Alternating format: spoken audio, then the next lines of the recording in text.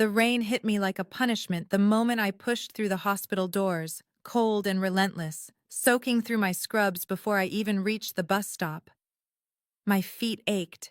My back screamed. 16 hours of back-to-back shifts had hollowed me out until I was nothing but exhaustion wrapped in damp fabric, and now I stood under the flickering shelter light, watching the empty street where my bus should have been 10 minutes ago. The schedule in my trembling hand told me I had missed it. The next one would not come for another hour. I could not wait an hour, not here, not in this neighborhood where the shadows between streetlights seemed to breathe and watch. I pulled my thin jacket tighter, though it did nothing against the storm. Calculating whether I had enough energy to walk the 2 miles home through streets, I knew better than to trust after dark. My phone showed 11:47 p.m. The battery icon glowed red at 8%. I should call someone, but Rebecca had her own problems, and I refused to spend money I did not have on a rideshare when I needed every dollar for rent that was already 5 days late. The street stretched before me, slick and dark, punctuated by the distant sound of something glass shattering. I took a breath, started walking, made it maybe 20 steps before the headlights caught me, bright and blinding, attached to a car that moved like liquid shadow, black and sleek and utterly out of place in this broken part of the city. It slowed, stopped. The passenger window descended with a whisper of expensive machinery, and I found myself looking into a face I recognized but could not place, all sharp lines and dark eyes that seemed to see straight through my soaked clothes to the fear pulsing beneath. He was beautiful in a way that made my breath catch, the kind of beautiful that came with warnings. I knew him from somewhere, the hospital maybe, visiting someone in the intensive care unit last week, moving through the halls like he owned them, nurses stepping aside without knowing why. His voice was low, controlled, the kind of voice that expected obedience. He said I should not be out here alone. He said he would drive me home. Every instinct I had spent 28 years developing told me to refuse, to run, to take my chances with the dark streets rather than the darker promise in those eyes. But the rain was so cold, the street was so empty, and something in his expression, something almost concerned beneath the command, made me hesitate. Thunder rolled overhead. My hand reached for the door handle. I told myself it was just a ride, just a few minutes of warmth and safety, that nothing terrible would happen in the space between this corner and my apartment. I told myself I was making a practical choice. I did not let myself acknowledge the flutter low in my stomach when his gaze held mine, or the way my pulse quickened with something that was not entirely fear. I opened the door. I got in. The leather seat beneath me was warm and soft as sin, and as he pulled away from the curb, I realized I had just made either the best or worst decision of my life.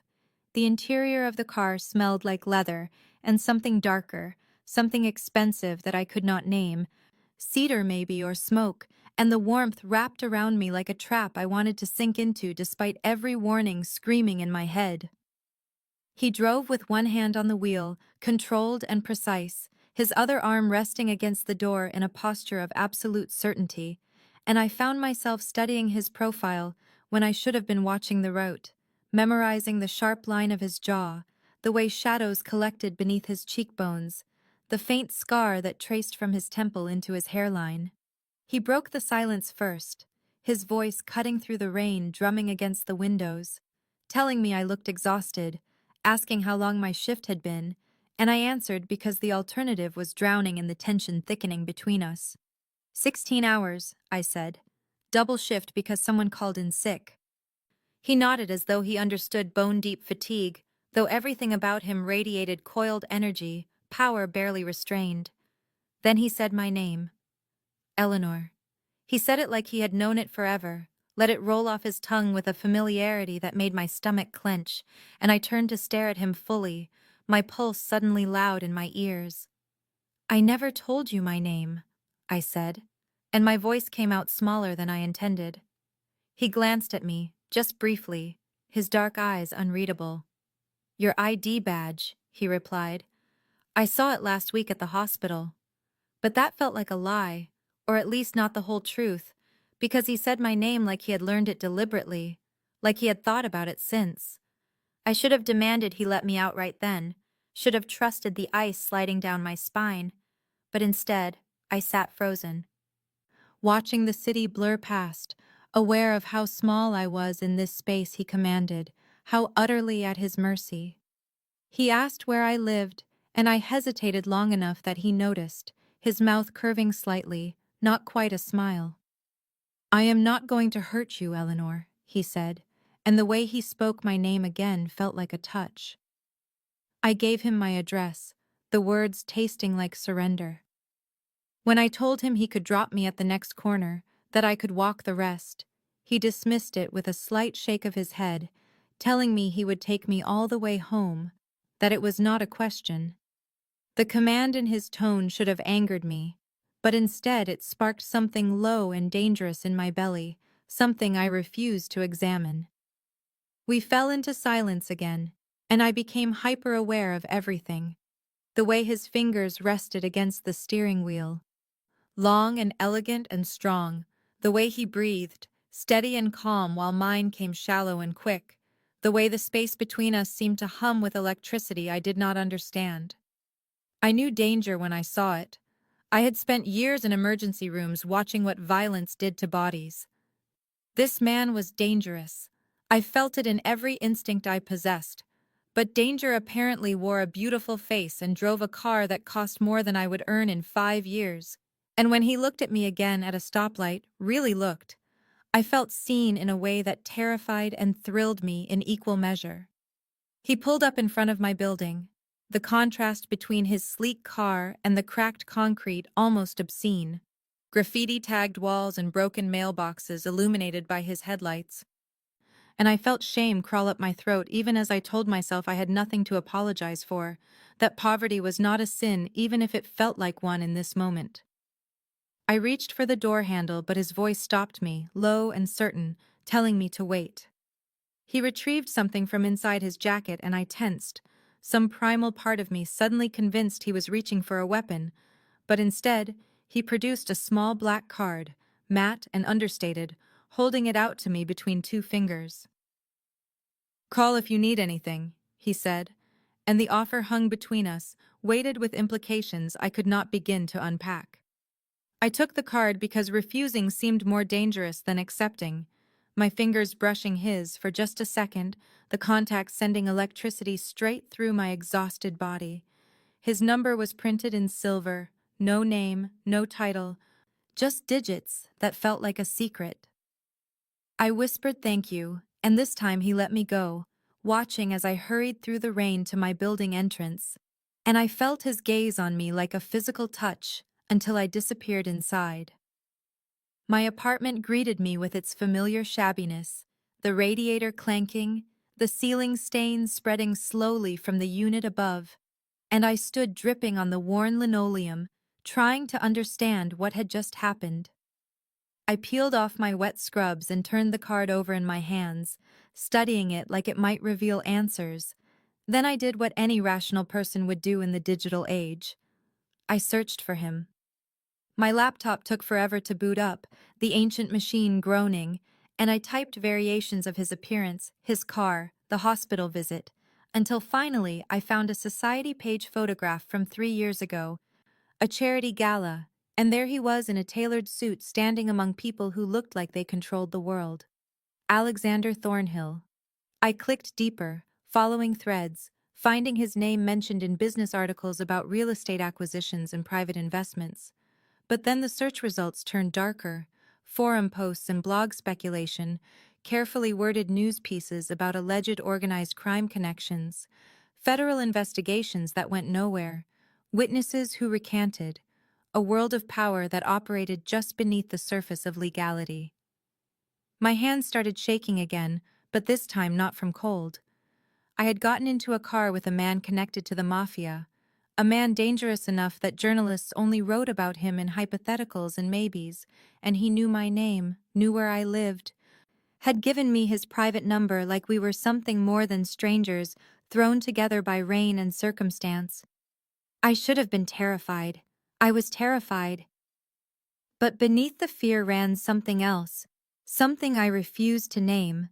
The memory of his voice saying he would not hurt me, the way his eyes had softened when he looked at me, the careful control he had maintained even when commanding.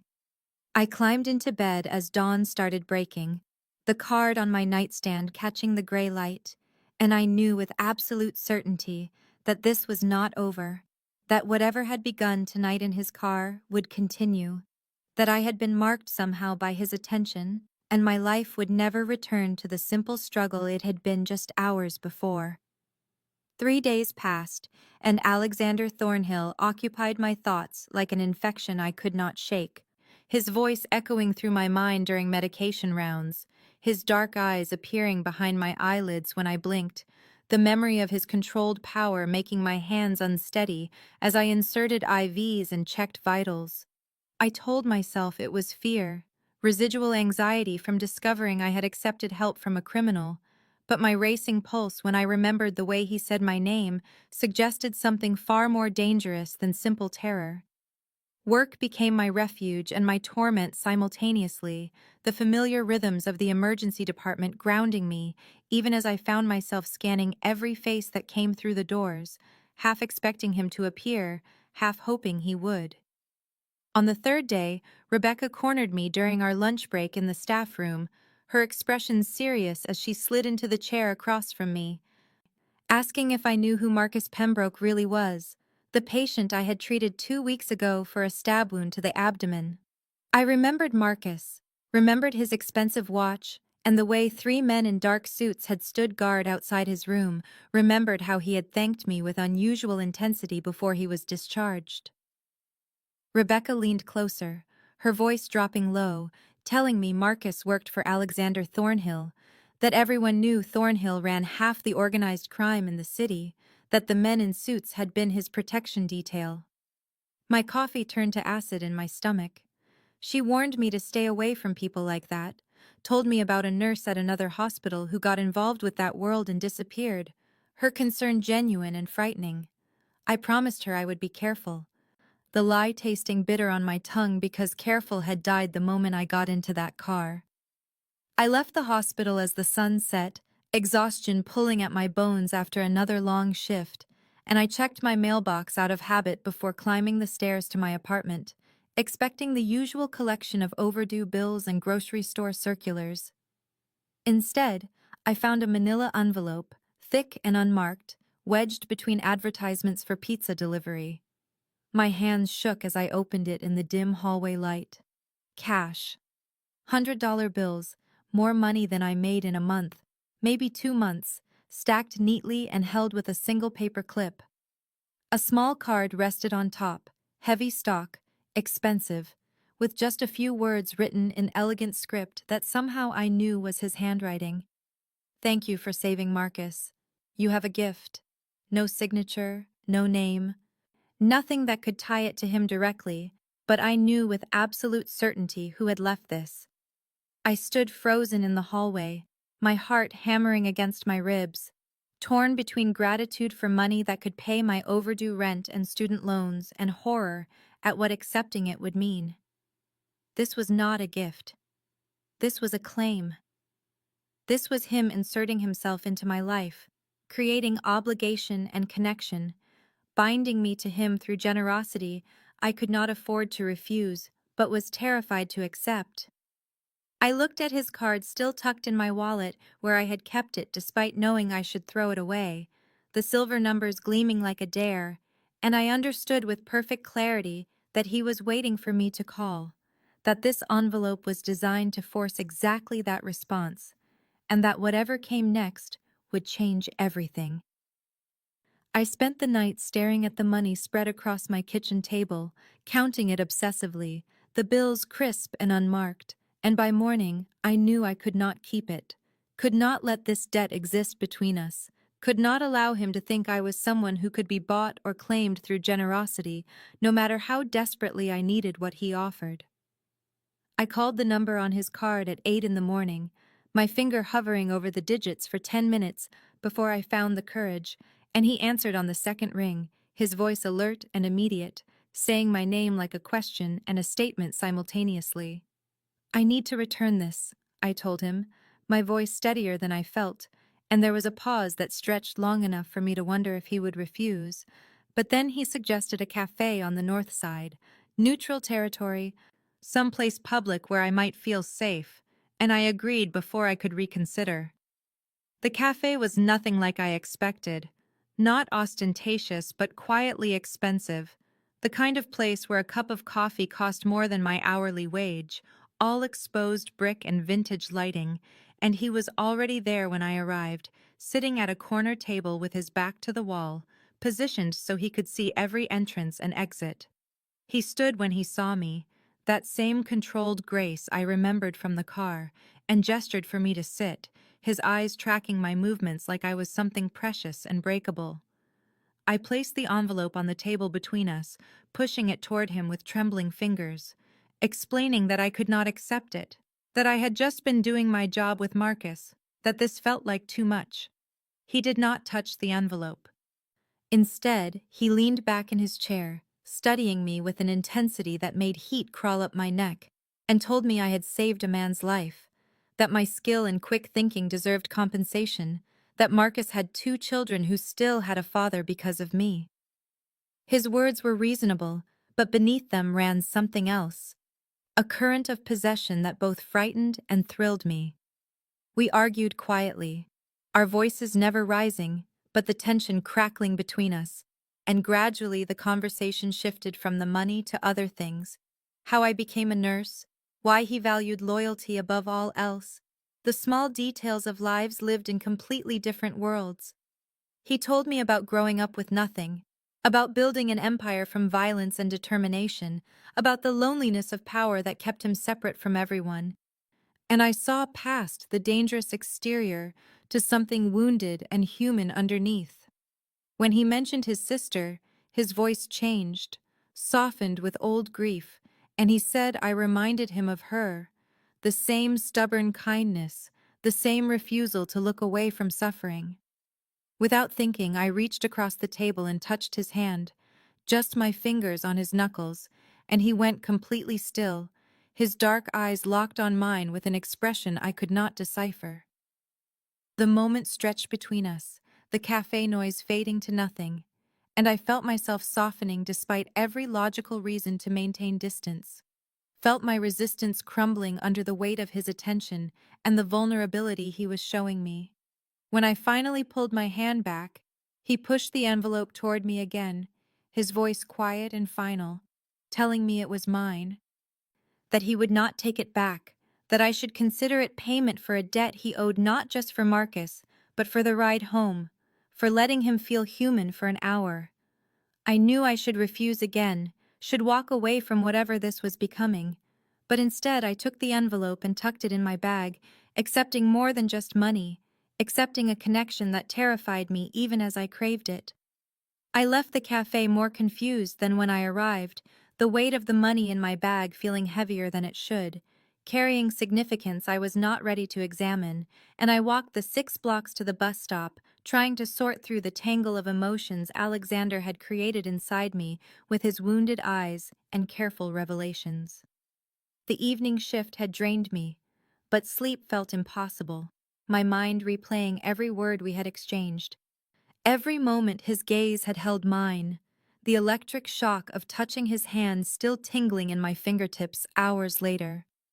I took the bus home as darkness settled over the city, streetlights flickering to life as I climbed the stairs to my apartment, fumbling for my keys while balancing my bag and the jacket I had carried all day. Something felt wrong. The hallway was too quiet, the air thick with a tension I could not name, and when I glanced behind me I saw him, a man in a dark jacket standing at the bottom of the stairs, watching me with an intensity that froze my blood. He started climbing toward me, his steps deliberate and unhurried, and panic exploded through my chest. My hands shaking so hard I dropped my keys, the metallic clatter echoing in the stairwell like a gunshot. I grabbed them and ran, shoving my key into the lock. but he was faster than I expected, his footsteps pounding closer, and I knew with terrible certainty I would not make it inside before he reached me. I slammed through my door and locked it, my breath coming in ragged gasps, and through the peephole I watched him stop outside, standing there, just waiting, his face obscured by shadow, but his presence a threat I could feel through the wood. My phone was in my hand before I consciously decided to call, Alexander's number appearing on my screen like destiny. And when he answered, I could barely speak, terror strangling my voice as I whispered that someone was outside my door, that I was scared, that I did not know what to do. His voice changed instantly, all warmth vanishing, replaced by cold command as he told me to stay inside, to push furniture against the door, that he was coming. And I heard him shouting orders to someone in the background before the line went dead. I dragged my couch toward the door, my muscles screaming, adrenaline making me stronger than I should be, and I waited in the dark with my heart trying to break through my ribs, listening to the man outside breathing, knowing he was still there. 7 minutes passed, each second an eternity, and then I heard new footsteps, multiple sets, and Alexander's voice sharp with authority demanding the man identify himself. Through the door I heard a scuffle, a grunt of pain, and then silence before Alexander knocked, saying my name, telling me it was safe. I moved the couch and opened the door to find him standing there with another man, tall and broad-shouldered, holding the man in the dark jacket by the collar. And Alexander's face was terrifying in its cold fury as he looked me over, checking for injuries, his hands hovering near my shoulders, but not touching, not yet. The man they held was young, maybe 25, with a serpent tattoo visible on his neck, and Alexander asked him one question, "Who sent you?" His voice so quiet and deadly that even I felt afraid. "Thomas Sinclair," the man gasped, and Alexander's jaw tightened, a muscle jumping beneath his skin as he exchanged a glance with the other man who I suddenly understood must be James Crawford, his second in command. Alexander turned to me then, his dark eyes filled with something that looked like guilt and rage combined, and he said words that changed everything. "You are in danger now because of me. Sinclair noticed my interest in you, and he will use you to get to me. I am sorry, Eleanor, but your life just became much more complicated. You cannot stay here," Alexander said, his voice absolute and commanding, and I felt rage flood through me to replace the fear, hot and clarifying, as I stepped back from him and crossed my arms over my chest. Telling him he could not just waltz into my life and start making decisions for me like I was a child or a possession. His jaw tightened, that dangerous edge sharpening in his dark eyes as he moved closer, his presence filling my small apartment until I could barely breathe, and he said very quietly that Thomas Sinclair was not a man who made empty threats, that staying here was suicide, that I needed to let him protect me.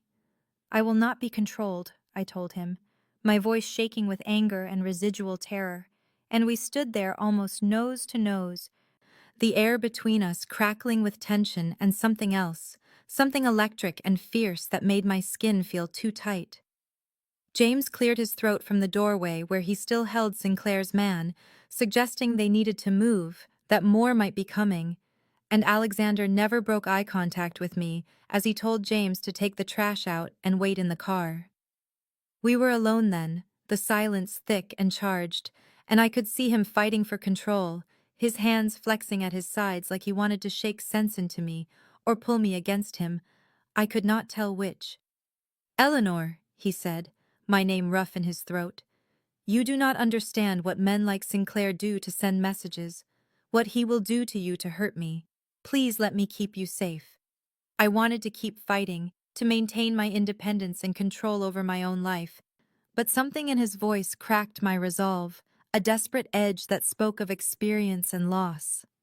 "Show me," I said, and he hesitated before pulling out his phone, swiping through images that made my stomach turn, crime scene photos of what I assumed were Sinclair's previous messages, bodies broken in ways that spoke of deliberate cruelty and theatrical violence.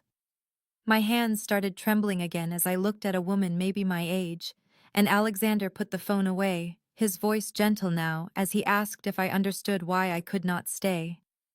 I nodded, unable to speak past the horror closing my throat, and he told me to pack a bag, just enough for a few days, that he had a safe house where Sinclair could never reach me.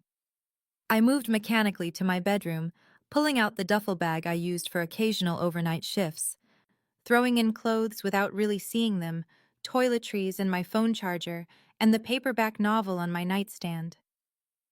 Everything felt surreal, like I was watching myself from outside my body. This ordinary woman whose biggest worry yesterday was paying rent now packing to hide from a crime boss who wanted to use her as a weapon. Alexander appeared in my doorway, his large frame filling the space, and asked quietly if I was all right, the question so absurd given the circumstances that I almost laughed, except I was afraid if I started, I would not stop. I am terrified, I admitted, zipping the bag with shaking hands, and when I turned to face him, I saw guilt written across his features, stark and painful. "This is my fault," he said. "I brought this danger to your door, and I should have stayed away from you." "But you did not," I replied. "And now we deal with what is, not what should have been." He moved closer, reaching out to take my bag, his fingers brushing mine in a contact that sent heat through my fear.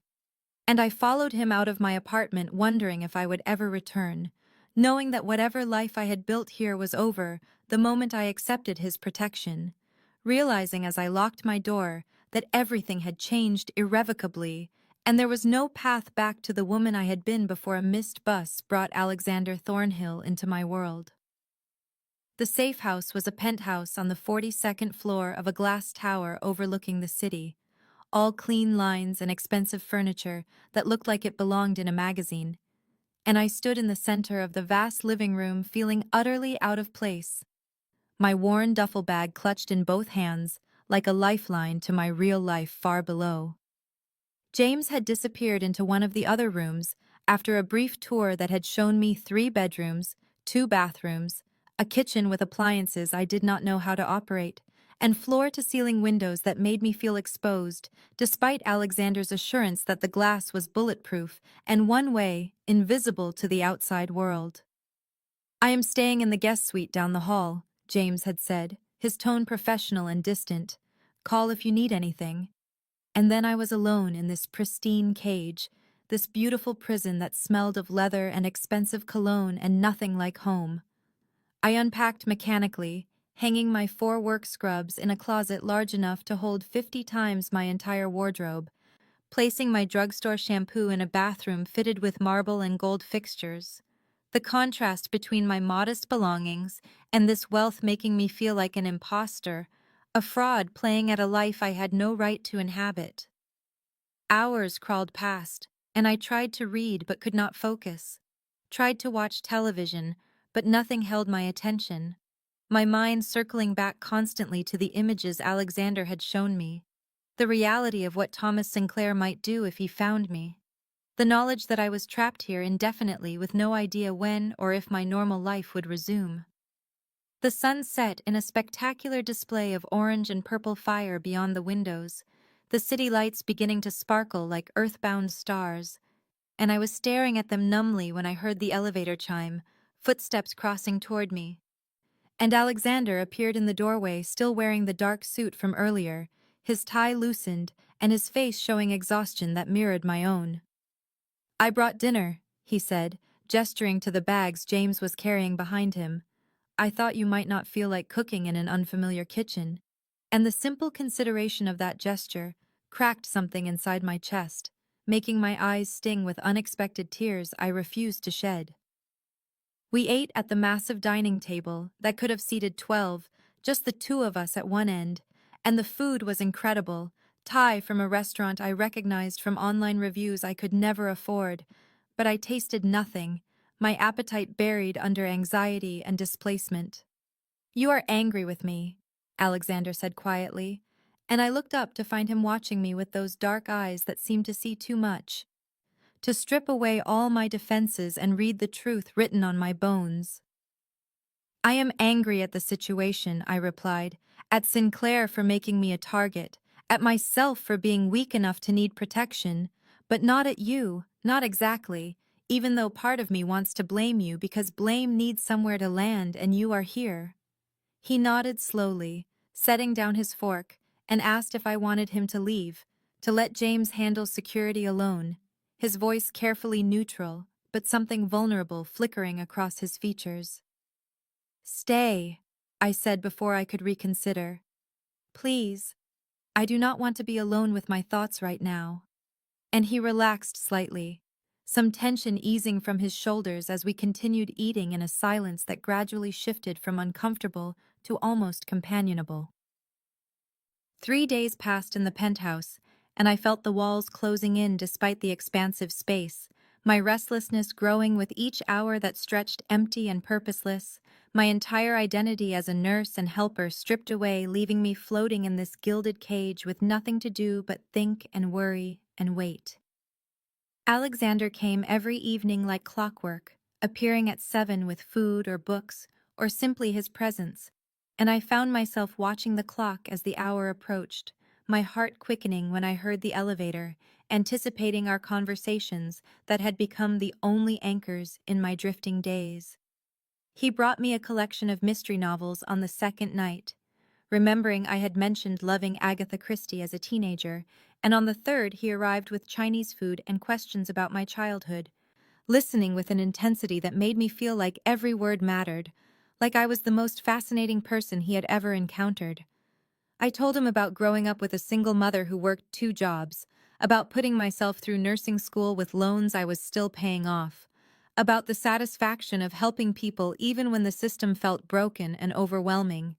And he absorbed it all, asking follow-up questions that showed he was truly hearing me, not just passing time.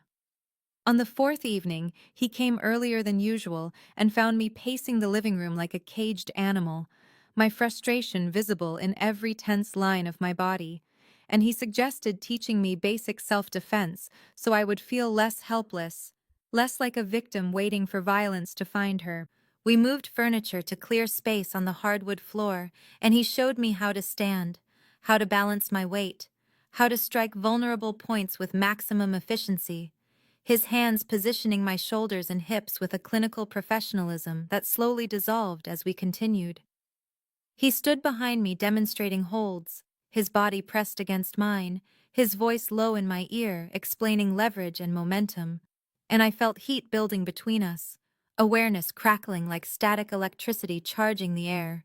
When he moved in front of me to show defensive positions, we were suddenly close enough that I could see the silver flecks in his dark eyes, could smell his cologne mixing with clean sweat, could feel his breath warm on my face as he guided my hands to his chest and throat, showing me where to push if someone grabbed me. Time seemed to stop and we stood frozen, his hands still holding my wrists, our faces inches apart, and I saw desire flash hot and fierce in his expression before he caught himself and stepped back, releasing me abruptly. "I cannot," he said, his voice rough and strained. "I cannot offer you a normal life, Eleanor. Everything about me is danger and darkness, and you deserve better. You deserve safety and stability, and a man who comes home at predictable hours to a quiet existence." The words felt like rejection, even though I could see the want still burning in his eyes, could see how much it cost him to pull away, and I stood there breathing hard from more than exertion, my body still humming from his proximity, my mind racing with responses I was not yet brave enough to voice.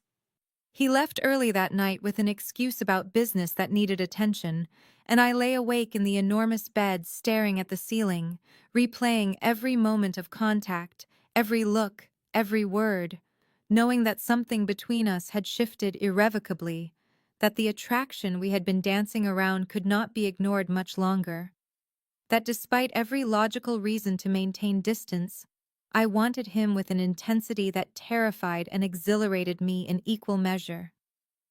I could not sleep after Alexander left, my body still electric from his touch, my mind replaying the feel of his hands positioning me, the heat of his chest under my palms, the naked want in his eyes before he retreated behind walls of nobility and self-sacrifice.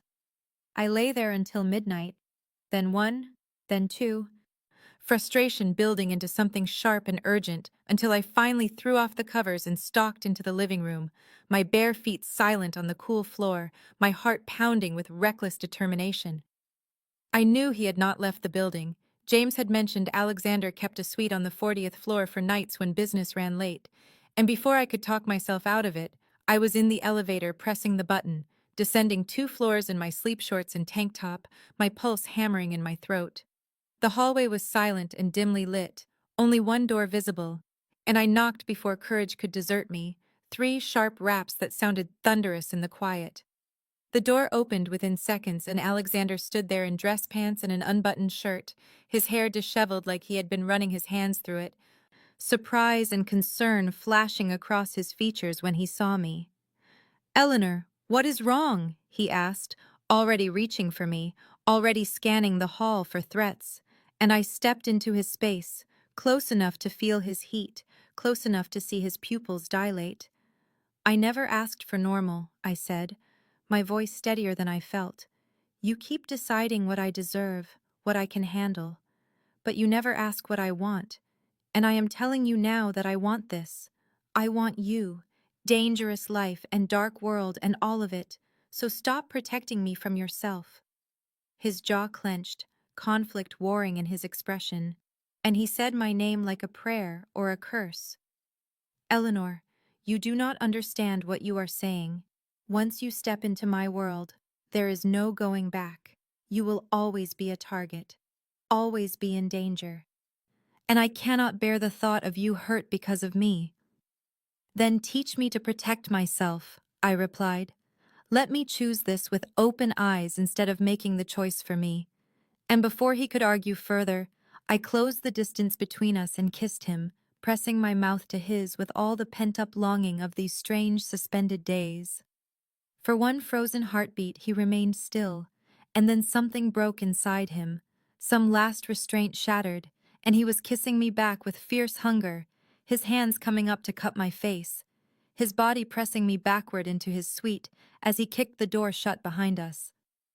The kiss was everything the almost kiss had promised, urgent and desperate and real, his tongue sliding against mine, his teeth catching my lower lip, his hands moving from my face to my hair to my waist, pulling me against him like he wanted to eliminate every atom of space between us. We broke apart gasping, and he rested his forehead against mine, his breathing ragged, his hands trembling slightly where they gripped my hips. "I have tried to stay away," he said, his voice raw and low. "I have tried to do the right thing. But Eleanor, I cannot. I cannot stop thinking about you, cannot stop wanting you. You have gotten under my skin and into my blood, and I am lost." "I feel safer with you than I ever have before," I whispered back, "which makes no sense because you are the most dangerous person I know. But it is true. With you, I feel seen and protected and alive in ways I never knew I was numb. So please stop pushing me away." We spent the rest of the night on his couch tangled together, kissing and talking and kissing again. His hands learning the shape of me, my fingers tracing the scars on his knuckles, our words spilling out in the darkness, confessions and fears and hopes woven between touches that promised more but did not rush, both of us knowing that this moment mattered, that we were building something that needed this foundation of honesty and connection before bodies joined in the way our hearts already had. Morning light filtered through the windows of Alexander's suite, where I had fallen asleep against his chest, our legs tangled together on the couch, and I woke to the sound of sharp knocking that shattered the peaceful bubble we had created in the darkness. Alexander was instantly alert, his body tensing beneath me, his hand moving to my shoulder in a protective gesture as he called for whoever it was to enter. And James appeared looking grim and urgent, his eyes flickering to me with something like apology before he spoke. "Sinclair escalated overnight," James said without preamble. "He sent men to the hospital asking questions about Eleanor, threatened staff, left a message with the night supervisor that he knows where she works and will be waiting, and Alexander's entire demeanor changed in an instant.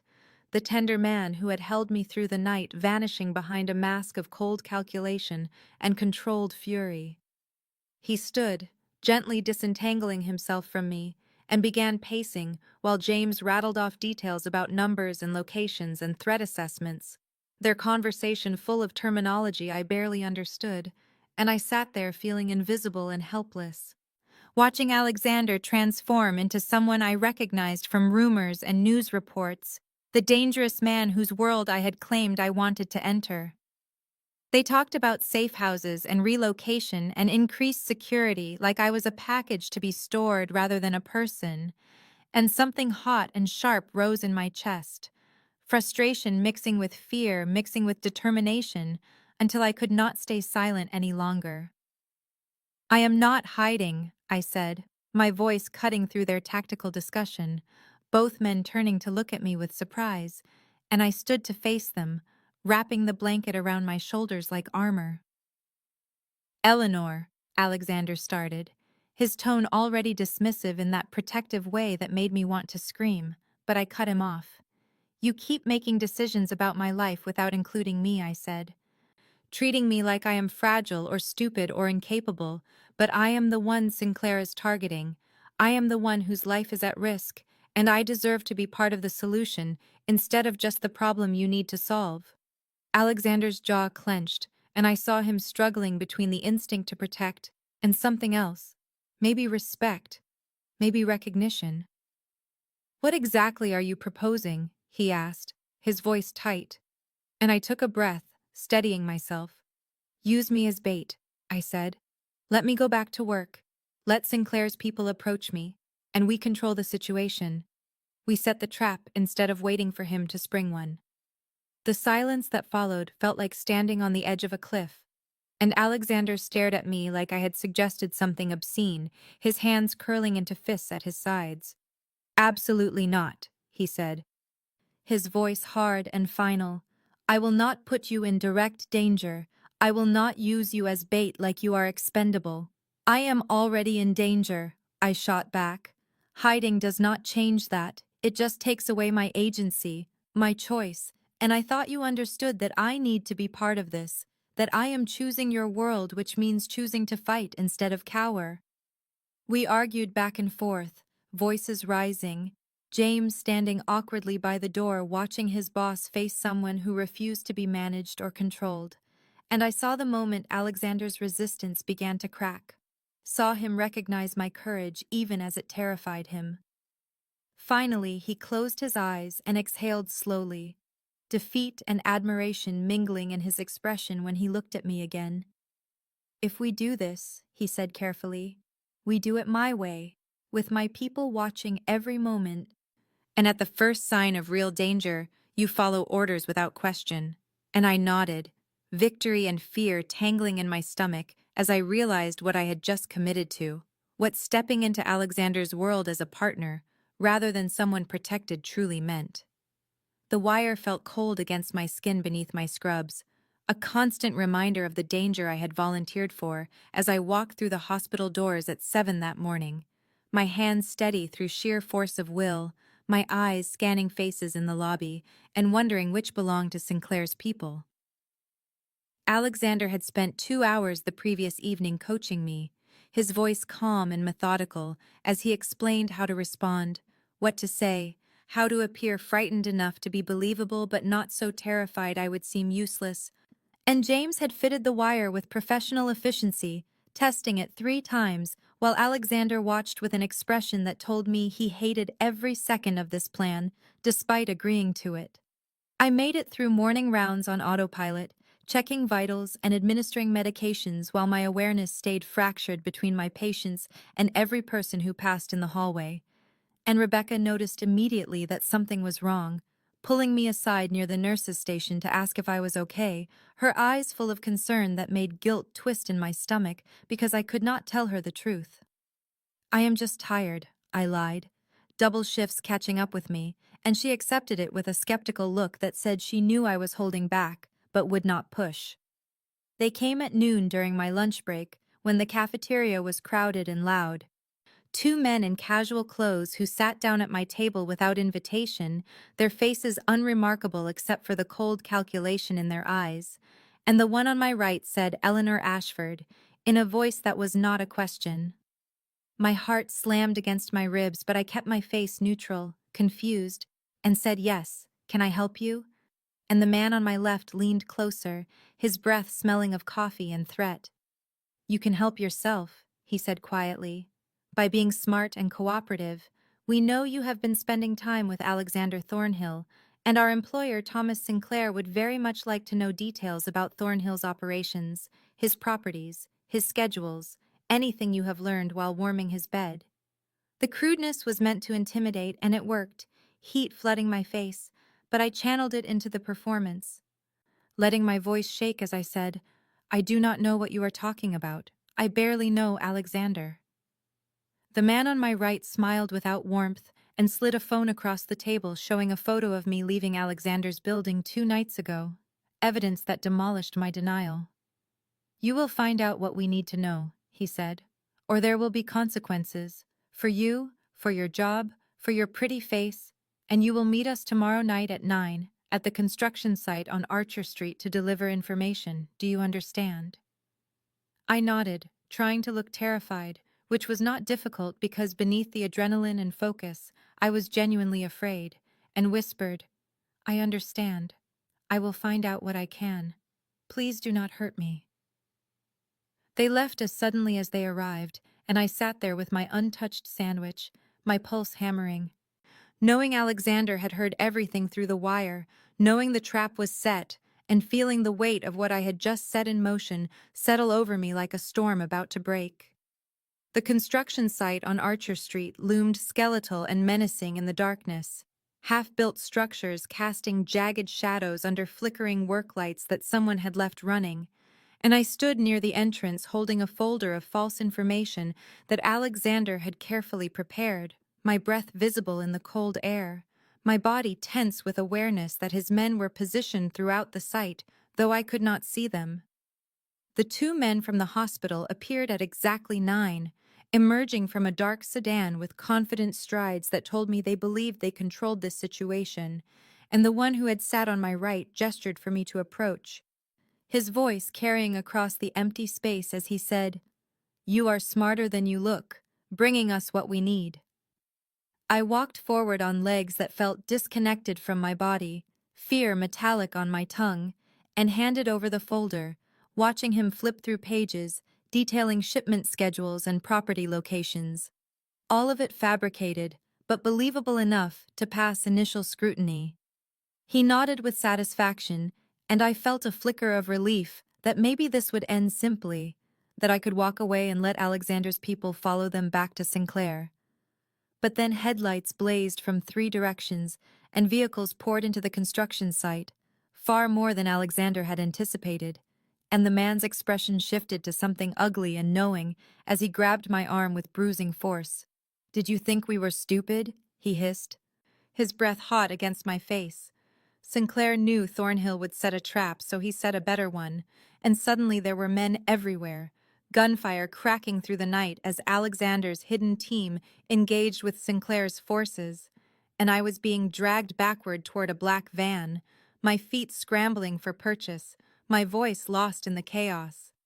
I saw James emerge from behind a concrete barrier firing with lethal precision, saw men falling and shouting and the world narrowing to violence and terror.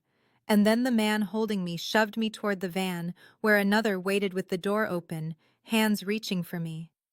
I twisted and fought, my self-defense training surfacing through panic, and managed to slam my elbow into someone's face, feeling cartilage crunch, but there were too many, and I was being lifted, carried, my scream finally breaking free. Then Alexander was there, moving through the violence like something elemental and unstoppable, his face a mask of fury I had never witnessed, and he struck the man holding me with such force I heard bone break, catching me as I stumbled. He positioned himself between me and every threat, his body a shield, his gun firing with cold efficiency, and I pressed against his back, watching him become the dangerous man whose reputation had preceded him. The killer, the force, and I felt awe tangled with fear, understanding fully what he was capable of when protecting what belonged to him. The fight lasted minutes but felt endless, and when the last of Sinclair's men either fled or fell, Alexander turned to me, his hands framing my face, his eyes wild and searching, and I saw beneath the violence to the terror he had felt at nearly losing me, the absolute ruthlessness born from something deeper than strategy. "Are you hurt?" he demanded, his voice shaking despite his steady hands, and I shook my head, unable to speak, understanding that I had just seen the complete truth of Alexander Thornhill, and still felt safe in his arms. Alexander pulled me toward his car with urgent hands, while James and the remaining men secured the scene, checking bodies and calling for cleanup crews, the efficiency of it chilling in its practiced precision, and I stumbled beside him still shaking from adrenaline, my mind replaying the moment I had been dragged toward that van, the certainty I would disappear into darkness. He opened the passenger door and guided me inside with a gentleness that contrasted sharply with the violence I had just witnessed, his fingers trembling slightly as they brushed my shoulder, and when he slid into the driver's seat, he did not start the engine immediately, but sat there gripping the steering wheel so hard his knuckles went white, his breathing harsh and uneven in the silence. "Eleanor," he said, and my name sounded like a prayer or a curse. "I cannot. If they had taken you."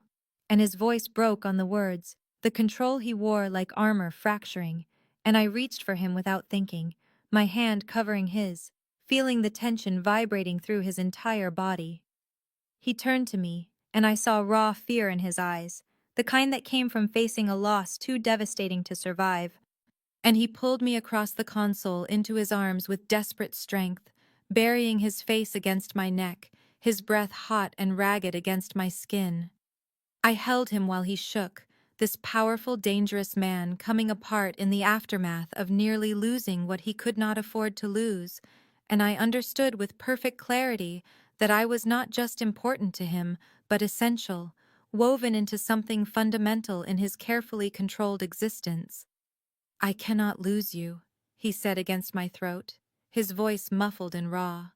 "I have built empires and destroyed enemies and controlled every variable but you, Eleanor. You are the one thing I cannot strategize or protect adequately, and it terrifies me, what I feel, how vulnerable you make me." I pulled back enough to frame his face with my hands, seeing blood spatter on his collar and the lethal coldness not yet fully faded from his eyes, and I kissed him with all the fear and relief and desperate need coursing through me, tasting danger and devotion, and he responded with matching intensity, his hands tangling in my hair, anchoring me to him.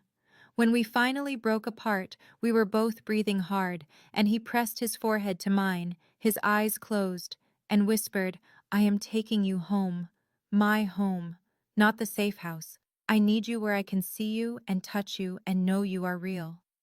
I nodded because I needed the same thing, needed to be in his private space, his real life, and he started the engine and drove through the city streets with one hand on the wheel and the other holding mine with unbreakable grip. And I watched the buildings pass and felt everything shifting, the danger bringing us to a place of absolute honesty where pretense and distance could not survive. And when we pulled through the gates of his estate, I knew I was crossing a threshold that would change everything between us, entering not just his home, but the guarded heart he protected more fiercely than any territory. Alexander's home revealed itself in layers as we moved through rooms that spoke of wealth applied with restraint, the foyer opening into a living space dominated by floor-to-ceiling windows overlooking the city, leather and dark wood and subtle lighting, creating atmosphere that felt both masculine and unexpectedly intimate. And on the mantel above a fireplace I saw them, photographs in simple frames showing a young girl with dark eyes and Alexander's same serious expression, his sister, the ghost who had shaped him. He watched me looking at the photos and said her name was Sophia, She was 12 when she died, caught in violence meant for our father, and I have spent every day since then building something she would not recognize, but that keeps others like her safe in ways I could not protect her. And I heard the guilt beneath his words, the young Jew moan that explained his control and his codes, and I turned to him and said she would see what you have become and understand you did the best you could with unbearable loss. Something in his face cracked open, and he reached for me with hands that trembled slightly, pulling me against him.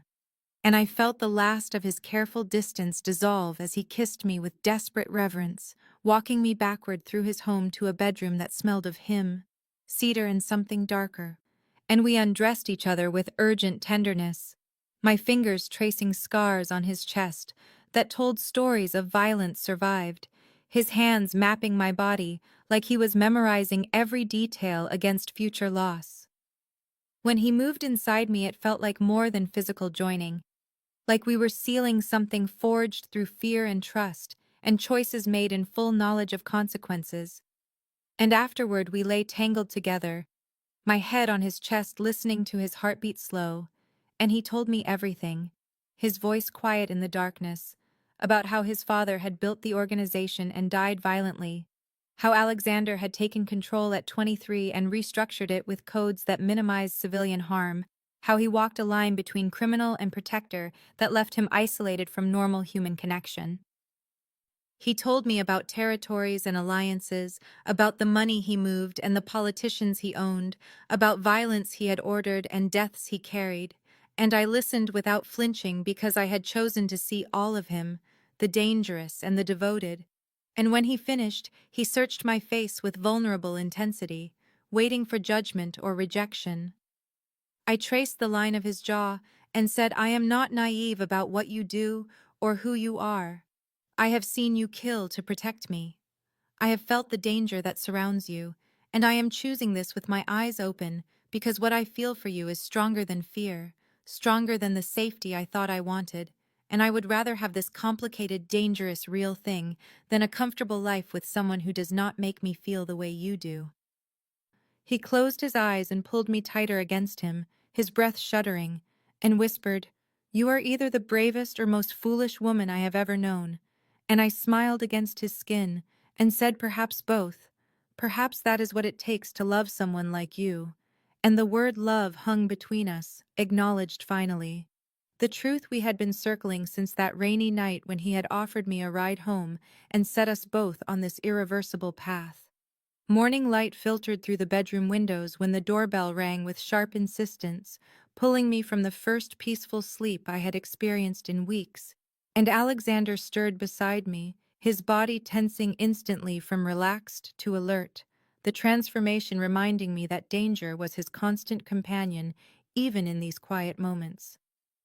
He rose and dressed quickly in tailored trousers and a shirt he did not bother buttoning fully, and I pulled on the robe he offered me, following him downstairs despite his gesture for me to stay, unwilling to be separated even for something as mundane as answering the door.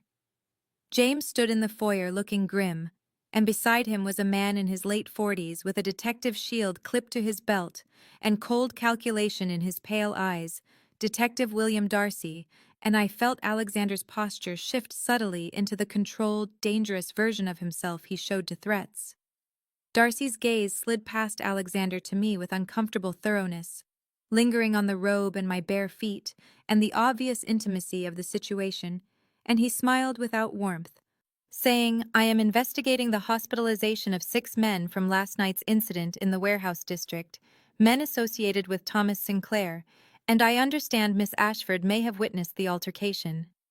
Alexander moved slightly, placing himself between Darcy's stare and me, his voice perfectly calm but edged with steel when he said Eleanor witnessed an attempt on her life and defended herself. Anything beyond that is my concern. And Darcy laughed, a sound like gravel scraping glass, replying that a nurse involved in organized violence could face serious professional consequences. The state board takes a dim view of criminal associations. It would be unfortunate if Miss Ashford lost her license over poor judgment and companions. Ice formed in my stomach because he was right. My nursing license was everything.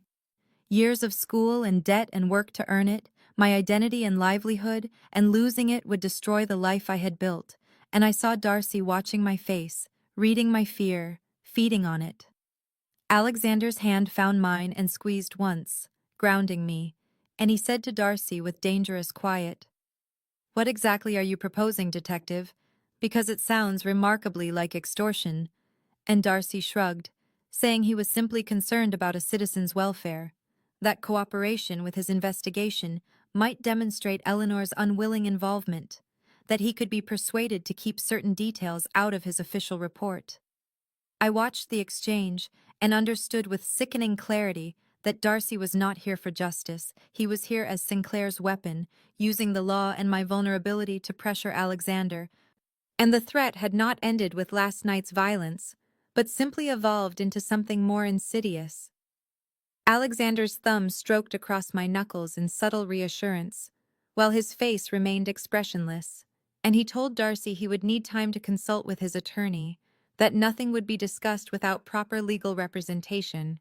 And Darcy smiled again and handed Alexander a card, saying he would expect contact within 24 hours, or he would proceed with filing his report, including Miss Ashford's presence at multiple crime scenes associated with known criminal enterprises. When James escorted Darcy out, I felt the walls closing in again, the brief peace shattered, and Alexander turned to me with fury and frustration warring in his eyes, pulling me against him. And I pressed my face to his chest, feeling the danger tightening around us like a noose, understanding that loving him meant endless threats from endless angles, that his world would never allow us simple happiness. Alexander spent the afternoon in his study making calls with clipped, controlled language that revealed nothing but communicated everything, negotiating something with Darcy that he would not detail to me despite my questions.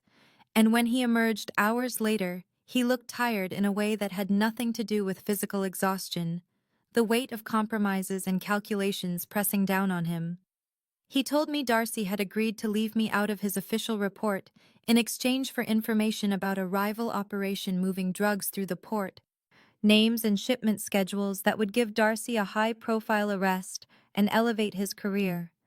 And I listened, feeling something cold settle in my chest, because this was how Alexander's world worked, trading pieces on a board where everyone was corrupt and justice was just another commodity to be bought and sold. He framed it as protection, as doing what was necessary to keep me safe, but I saw the resignation in his eyes, the compromise eating at him, and I said, "Do you trust Darcy to keep his word?" And Alexander's pause told me everything before he said, "Trust is not the relevant factor. Leverage is, and Darcy knows I can destroy him if he reneges." But I did not trust it, could not accept that my safety rested on the word of a man who sold his badge to the highest bidder.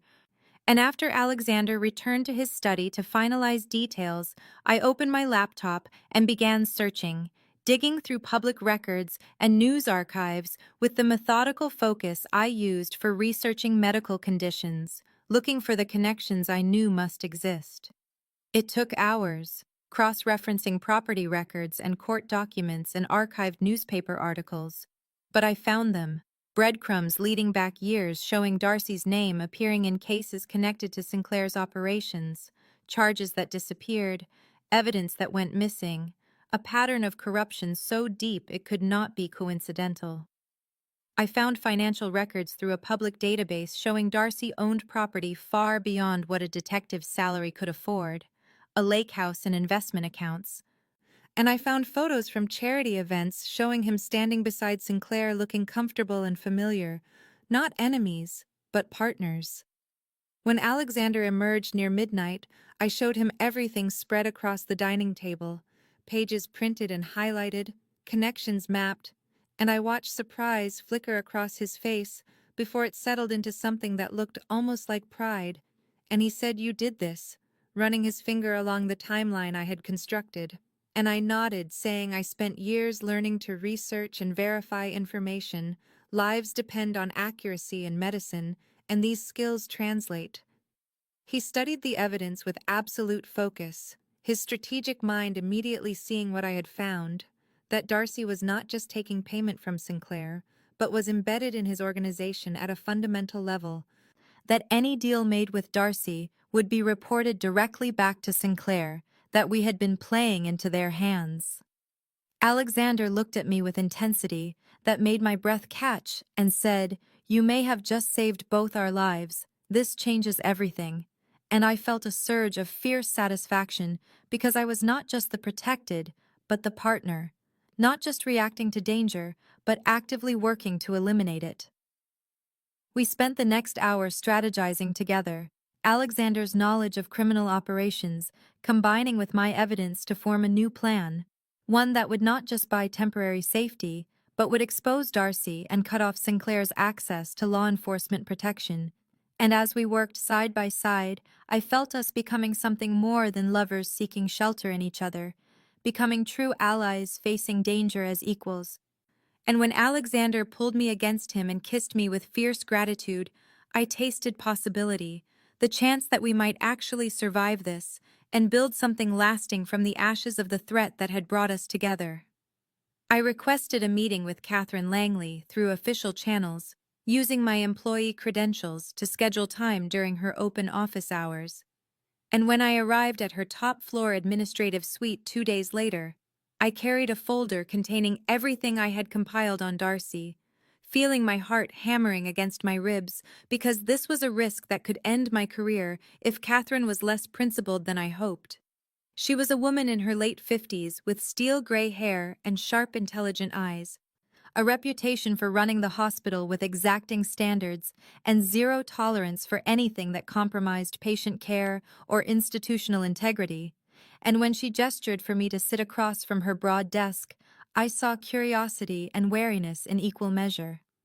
I began by saying I had information about corruption that was using our hospital for criminal purposes, and I watched her spine straighten, full attention locking on me, and I spread the documents showing Darcy's connections to Sinclair, the pattern of cases connected to our facility, the way patients associated with organized crime received special treatment or information was leaked, and Catherine studied each page with laser focus, her jaw tightening. When I finished, she was silent for a long moment before asking how I had obtained this information and what my connection to these people was, and I knew this was the moment where honesty would either save or destroy me, so I told her the truth, that I had been targeted by Sinclair because of my connection to Alexander Thornhill, that I had researched Darcy to protect myself, that I was bringing this to her because I believed she would prioritize the hospital's integrity over politics or fear. Catherine looked at me with an expression I could not read and said, "Eleanor, I have watched you work for 3 years. You are one of the best nurses on staff, and I am deeply troubled that criminal elements have invaded my hospital and put you at risk." And relief flooded through me because her emphasis was on my safety and the hospital's compromise, not judgment of my relationship. She asked what outcome I was seeking, and I said justice, exposure of Darcy's corruption, and elimination of Sinclair's access to the hospital, and Catherine nodded slowly, saying, "If we do this, we do it properly, with federal authorities and documentation that will stand up in court. I will not have this institution's reputation destroyed by half measures." Over the next hour we planned, Catherine making calls to federal contacts she had cultivated over decades in hospital administration, explaining the situation with clinical precision, and I watched her transform from cautious listener to fierce ally, a woman who had built her career on protecting her institution and would not tolerate its exploitation. Alexander arrived at my request, entering Catherine's office with James, and I saw Catherine assess him with the same sharp evaluation she used on everyone, and Alexander met her gaze with respectful directness, saying, "Mrs. Langley, I appreciate your willingness to help Eleanor. This situation has escalated beyond what any civilian should face."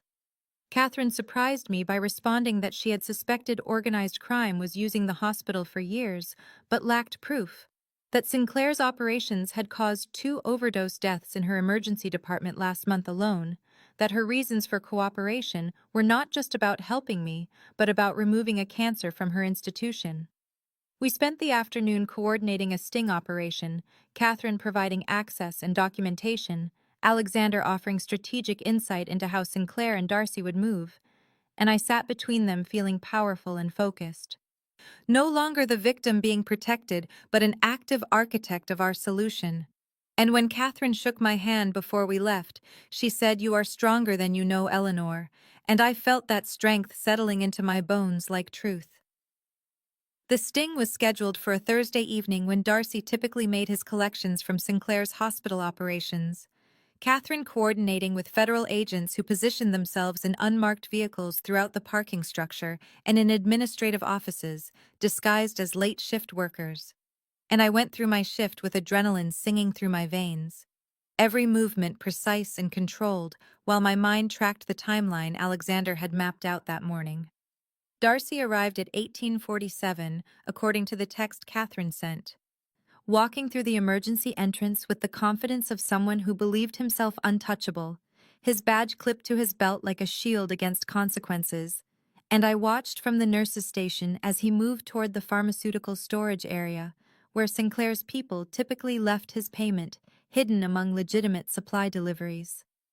Catherine had equipped the area with additional cameras, and I saw on the security monitor as Darcy retrieved an envelope from behind a shelf of IV solutions, saw him count the cash with practiced efficiency, and then federal agents emerged from their positions with weapons drawn and voices sharp with authority, announcing his arrest. Darcy's face went through shock, then calculation, then rage in rapid succession, and I felt cold satisfaction watching him realize his corruption had finally caught up to him, that all the years of selling his badge had led to this moment of public humiliation and legal destruction, and Catherine stood beside me, watching the monitor with grim vindication, saying that man has been a stain on this institution for too long. But then everything shifted because James appeared at the nurse's station, moving fast with tension radiating from him, and he said, "Eleanor, Sinclair knows. He is coming here now. Alexander is mobilizing, but you need to get to the secure room Catherine prepared."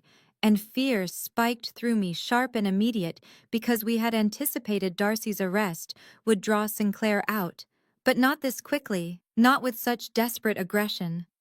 Catherine immediately initiated lockdown protocols, her administrator training taking over as she directed staff to secure patients and clear hallways, and James gripped my arm, pulling me toward the administrative wing where a reinforced office waited. But I resisted, saying, "Where is Alexander? Is he safe?" And James said, "He is inbound with our people, but Sinclair has numbers in desperation. We need you protected before this becomes a war zone." We moved through corridors that felt too long and exposed, my nursing shoes silent on polished floors while my heart hammered against my ribs, and I heard shouting from the emergency entrance, the sound of violence and chaos erupting in a place meant for healing, and every instinct I had screamed to go help because I was a nurse and people might be hurt. But James kept me moving, saying, "Your safety is what keeps Alexander focused. If you are secure, he can handle Sinclair without distraction." We reached the office and James positioned himself outside the reinforced door, and through the window I saw hospital security rushing toward the disturbance. Saw Catherine on her phone coordinating with police. And then I saw on the security monitor that James had pulled up on his phone the parking garage where Alexander's vehicle screeched to a stop, and he emerged with controlled lethal purpose. And I knew Sinclair was here, in my hospital, bringing his violence to the place where I saved lives, and the wrongness of it filled me with fury that burned away the fear, because this ended now, tonight, one way or another. I watched the security monitor as Alexander moved through the parking garage with lethal grace, James and 4 other men flanking him in tactical formation, and then I saw Sinclair emerge from a black van with at least 8 armed men, desperation making him reckless because he had to know this was his last move, that everything was collapsing and taking me hostage was his only leverage, and the two groups faced each other in the harsh fluorescent lighting with weapons drawn and voices carrying through the concrete structure in sharp echoing commands. Alexander stood at the center, utterly controlled despite the odds, and I saw him speaking though I could not hear the words, saw Sinclair gesturing wildly, his face twisted with rage and fear, and I knew this would end in blood, that men would die in this place of healing because of me, because I had become the pressure point in a war I never asked to join, and something inside me refused to let that happen. Refused to hide while Alexander put himself between me and violence one more time. I told James through the door that I was going out there and he said absolutely not, his voice hard with command. But I was done being protected like a helpless thing. Done watching other people fight battles that were as much mine as theirs. So I opened the reinforced door before he could stop me and moved toward the stairwell that led to the parking garage. My nursing shoes silent on concrete steps, while my heart hammered so hard I felt it in my throat. James caught up to me halfway down, cursing under his breath, and he said, "If you are doing this, I am with you. Alexander will kill me anyway." And we emerged together into the parking garage where every head turned toward us, weapons shifting, and I saw Alexander's face transform from controlled strategy to pure fear in the span of a heartbeat. Saw him mouth my name like a prayer or a curse. Sinclair smiled, triumphant and vicious, saying, "There she is, the little nurse who thinks she can play in our world. Come here, Eleanor." And maybe everyone walks away from this. And I felt James tense beside me, but I stepped forward saying no. "You come here and listen to what I have to say." And my voice carried through the garage with a steadiness I did not feel, adrenaline making everything sharp and bright and slow. I held up my phone and said, "Everything you have done is documented. Every connection between you and Darcy, every operation you ran through this hospital, every threat you made. It is all recorded and already sent to federal authorities and media contacts. You have no leverage, no escape, nothing to bargain with." And I watched his smile falter because he had expected fear and pleading, not this cold presentation of his defeat. Alexander moved slightly closer, positioning himself to reach me if Sinclair made a move, and he said, "Eleanor is right. This is over Thomas. Your organization is dismantled. Darcy has turned on you to save himself. Your money is frozen, and coming here was the final mistake that guarantees you die in prison instead of on the street." And I heard the truth in his voice, the absolute certainty that Sinclair's power was already gone. Sinclair's face went through calculation and realization, and then pure rage.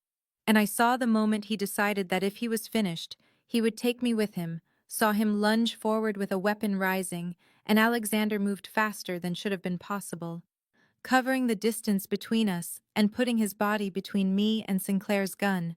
And time stretched and contracted as James and the others swarmed Sinclair, driving him to the concrete while his weapon clattered away.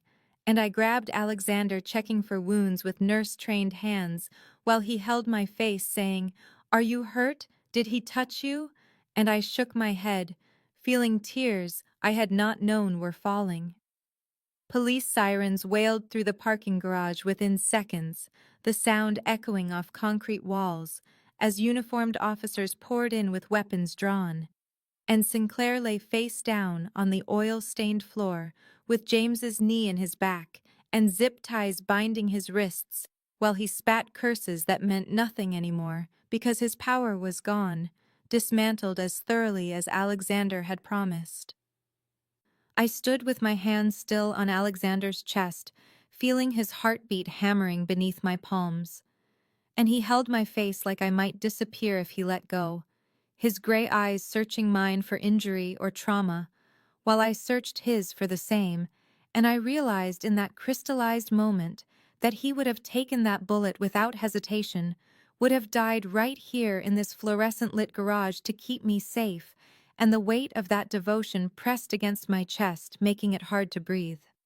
The police separated Sinclair from James and hauled him upright, reading rights that blurred into background noise.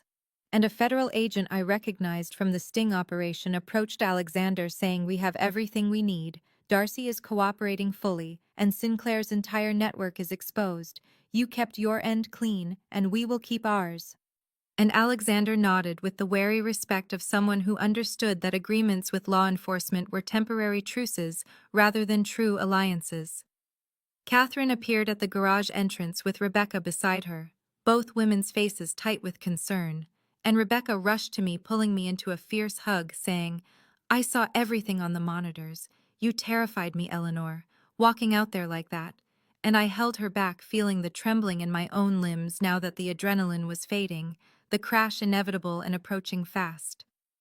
Alexander spoke quietly with James and the others, his voice carrying command even in the aftermath of violence, and I watched him coordinate their departure and cleanup with the efficiency of someone who had managed crisis situations countless times. But when his eyes found mine again, I saw something different than his usual control, something raw and unguarded that looked like fear finally acknowledged. The police cleared the scene methodically, taking statements and securing evidence. And Catherine vouched for me and Alexander both, her position and cooperation giving us credibility that smoothed over the more complicated questions about why a nurse and a known figure from the city's gray economy had been involved in bringing down a corrupt detective and rival criminal. As Sinclair was loaded into a police vehicle, still shouting threats that sounded hollow and desperate, Alexander pulled me aside into a quieter corner of the garage, and he said, "You should not have come out here. You could have been killed, Eleanor," and his voice shook slightly on my name, the tremor revealing how thoroughly I had shattered his composure. I touched his jaw, feeling the tension there, and said, "You would have died for me. I saw it in your eyes. You were ready to take that bullet," and he did not deny it, just pressed his forehead to mine and breathed like a man surfacing from deep water. And I understood then that we had crossed some final threshold, that whatever this was between us had been forged and tested and proven in ways that normal relationships never experienced. We stood like that while the police finished and the garage slowly emptied. Two people who had found each other through danger and chosen each other despite it. And when James approached saying it was time to leave, Alexander took my hand and we walked out together into the cool night air where the hospital rose behind us, lit and humming with life. And I knew everything had changed, that we had survived the worst and now faced the complicated, beautiful work of building something real from the ashes of violence and fear. 6 weeks had passed since that night in the parking garage, 6 weeks of statements to federal investigators and quiet restructuring of Alexander's operations and gradual return to something that resembled normal life, though normal now meant something entirely different than it had before I missed that bus in the rain. I stood at the nurse's station finishing my shift notes, while Rebecca leaned against the counter drinking terrible coffee and watching me with the expression she wore when she wanted to say something, but was choosing her words carefully. And finally she said, "He is outside again, waiting for you." And I smiled because Alexander had picked me up from work every day this week, patient and constant, in the way he demonstrated his commitment to this new life we were building together. The hospital had become safer after Sinclair's arrest, and Darcy's cooperation exposed the corruption that had used these halls for criminal enterprise, and Catherine had been quietly grateful in the way administrators showed gratitude. With better shifts and tacit approval of my relationship with a man whose reputation was known, but whose recent actions had helped clean her hospital. Rebecca said I was wrong about him, Eleanor. I thought he would get you killed or break your heart. But I see how he looks at you, like you are the only thing in any room that matters. And I touched her hand, grateful for her acceptance, because her friendship meant everything, and I had feared losing it when my world collided with Alexander's. I changed out of my scrubs in the locker room and pulled on jeans and the soft sweater Alexander had bought me, cashmere in deep blue that he said matched my eyes. The kind of luxury I would never have purchased for myself, but that he gave freely alongside his protection and devotion and slowly revealed tenderness. When I walked out through the main entrance, I saw him leaning against the black car that had started everything, and he straightened when he saw me with that slight smile that transformed his dangerous face into something warm, and I moved into his arms feeling safe and chosen and home in a way that had nothing to do with buildings and everything to do with the person holding me. He kissed my forehead and said, "How was your shift?" And I told him about the child I had helped stabilize, and the elderly man who made terrible jokes, and the ordinary beautiful work of healing that remained my purpose, even as everything else had changed. We drove through the city as evening fell, and lights began to glow in windows, and Alexander's hand found mine on the seat between us, his thumb tracing circles on my wrist, in absent affection that spoke of comfort and familiarity earned through crisis and choice. He had restructured his operations like he promised, moving away from the most dangerous elements and toward legitimate business, using his strategic mind and resources for enterprises that would not put me at risk or require me to compromise my values. And I knew the transformation was not complete, but I also knew he was trying, changing the shape of his life to make space for me in it. I looked at his profile as he drove, and remembered that rainy night when I had been exhausted and frightened, and he had appeared like something from a different world offering shelter. And I thought about fate and choice, and how sometimes the most dangerous decision becomes the one that saves you. We pulled up to his home that had become our home, and he turned to me saying, "I love you, Eleanor." And I said, "I love you too." And we walked inside together, partners in every sense, two people who had found each other in the space between danger and devotion, and built something real from the ashes of violence. And I knew whatever came next, we would face it side by side.